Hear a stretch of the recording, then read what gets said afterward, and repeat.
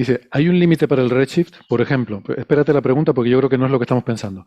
Por ejemplo, la luz de una estrella de tercera generación, creo que población 3 no es lo mismo que tercera generación, pero bueno, población 3 de las primeras que se formaron, eventualmente llegará a radio, incluso aquella luz que fue emitida en gamma, etcétera.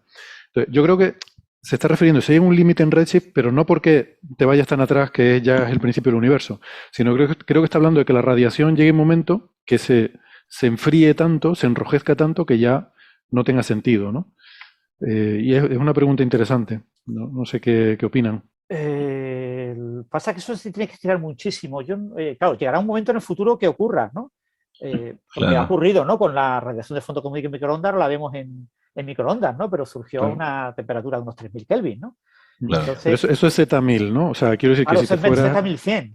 claro, te podrías ir en principio a Z1.000.000. Imagínate, no podemos ver nada a Z1.000.000 porque no tenemos ninguna luz de ahí. Pero eso querría decir que la luz visible que hubiera emitido, yo qué sé, es que claro, a Z1.000.000, ¿qué luz habría?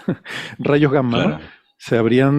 Claro, fíjate, hay una cosa interesante, porque el universo, según te vas yendo hacia atrás, los fotones son cada vez más energéticos porque la temperatura es más alta, ¿vale? La temperatura del universo aumenta hacia atrás como t a la... ¿qué? T, o sea, el tiempo al cuadrado, creo recordar. Sin embargo, esos mismos fotones, si los viéramos ahora, los veríamos enrojecidos eh, según el redshift Z, que va también con una cierta escala. Sería una pregunta interesante ver qué domina, si que los fotones cada Claro. vez son más energéticos según te vas yendo más hacia atrás, o que cada vez los vas viendo más débiles, ¿no? Claro, pero creo que la respuesta es la que dio Francis, ¿no? Porque pensemos en la radiación cósmica de fondo, hoy la vemos en microondas. La radiación cósmica de fondo nace cuando el universo tenía solamente 380.000 años. Y que en ese momento, ¿cómo era? Era como una estrella hoy. Era como una estrella, porque era anaranjado, tenía unos 4000 Kelvin, era como una estrella. Entonces, eso nos pone una cota de que no podemos ver más corrimiento rojo para una estrella de lo que ya vemos que era como una estrella, pero tanto antes de que las estrellas existieran.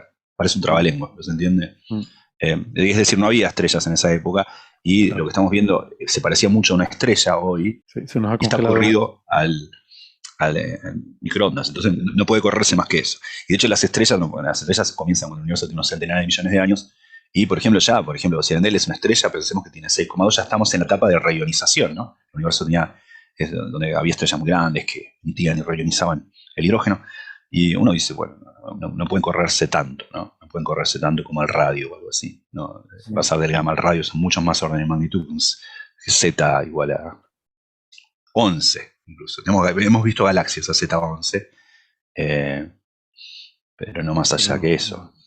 quizás lo podríamos plantear al revés, yéndonos hacia el futuro. O sea, la radiación cósmica, que era como una estrella, eso, a 3000 Kelvin, como decía Gastón, era luz rojiza, anaranjada. Según el universo se ha ido aumentando y expandiendo, esa radiación se ha ido enfriando, ahora es microondas, llegará un momento en que sea algo mucho más frío, mucho más débil que microondas, y sería indetectable para Mm, nosotros, ¿no? sí, Siempre puedes argumentar que una tecnología suficientemente avanzada, pero cada vez es más difícil, cada vez requieres una sensibilidad mayor, ¿no? Entonces llegará un momento en que ya tu tecnología no sea capaz de detectarlo, ¿no? Y, pero la pregunta que a mí me surge es eso, si yendo más hacia atrás en la historia del universo y tuviéramos fotones más energéticos porque el universo era Sí. caliente. El problema con eso es el tema del universo lleno y el universo vacío, que a veces no nos acordamos. El universo se vacía cuando se vuelve neutro en la recombinación, cuando se forman los primeros átomos. Pero antes de ese momento el universo está completamente lleno, porque es un plasma. Un Mm. plasma en el que tienes núcleos, electrones, fotones, fundamentalmente interaccionando los electrones y los fotones, interaccionan mucho menos con los núcleos, y entonces el universo estaba completamente lleno. Es decir, el recorrido libre medio de un fotón antes de chocar con algo era cortísimo. Entonces, eso cambia completamente en el momento en el que se forman los Bueno, primeros átomos. cortísimo, perdona, a escalas cósmicas, porque creo que era, Claro, si no recuerdo mal, eran años luz o algo así. O sea, que nos parece, con nuestra perspectiva actual dirías qué barbaridad, pero claro, para lo que nos interesa es corto. entonces el universo estaba muy lleno. Yo no creo que sea posible que fotones mucho más antiguos, yo que sé, un Z o un millón, puedan llegar a nosotros porque tienen que atravesar un espacio No, extremadamente lleno, no, ¿vale? O sea, imposible. no No, pueden estaba llegar. hablando teóricamente, o sea, si Vale. pudiéramos, claro. mágicamente, o sea, si Claro. mágicamente pudiéramos coger fotones de los que había en el universo cada vez más atrás, que son fotones cada vez más energéticos, pero claro, el corrimiento al rojo los estiraría más. Entonces, esos dos factores, cómo escalarían, ¿no? No sé, es una pregunta. Es que no tengo ahora en mente exactamente la escala con el tiempo Sí, del corrimiento al rojo y de la temperatura media del universo. Pero bueno, pues nada, gracias por la pregunta. También dio bastante de sí. Bueno, sí, de hecho la complementaba diciendo, ¿ha habido tiempo en el universo para que los primeros rayos gamma lleguen a radio? Bueno, en la práctica no, porque lo que decía Francis, antes el universo era opaco, se termalizaban hasta convertirse en luz visible, ¿no?